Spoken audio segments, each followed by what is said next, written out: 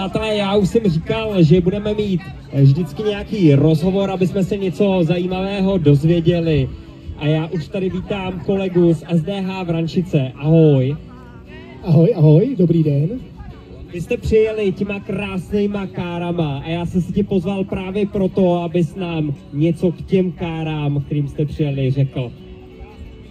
My děkujeme, nejprve děkujeme za pozvání na tuto velkolepou akci. Samozřejmě gratulujeme jak obci, tak SDH Rosovice ke krásným kulatým výročím.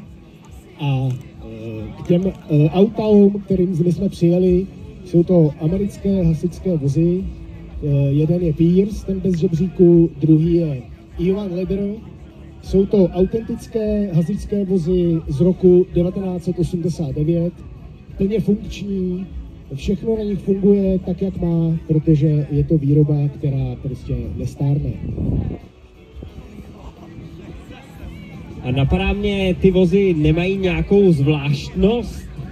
Co bys nám mohl o nich říct? To je zajímavá otázka. Ten vůz bez žebříku, to znamená Pierce, je autentický vůz, který zasahoval 11. září při útoku na dvojčata ve Spojených státech amerických.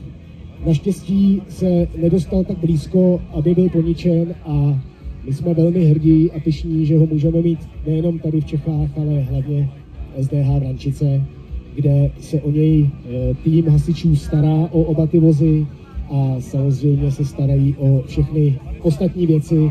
Takže jsme rádi, že vám je můžeme ukázat, představit, a samozřejmě detaily se můžete dozvědět u obou vozů, kde na vás čekají samozřejmě naši česko-američtí hasiči, kteří jsou v autentických uniformách. Dostanete všechny informace, které potřebujete, a my ještě jednou děkujeme za pozvání a přejeme krásné odpoledne všem. My také moc děkujeme SDH Vrančicům za to, že přijeli s těmito krásnými americkými vozy, a jsme rádi, že tady jste společně s námi, že si to, doufám, také užijete stejně tak, jako si to užíváme my. Díky. My děkujeme.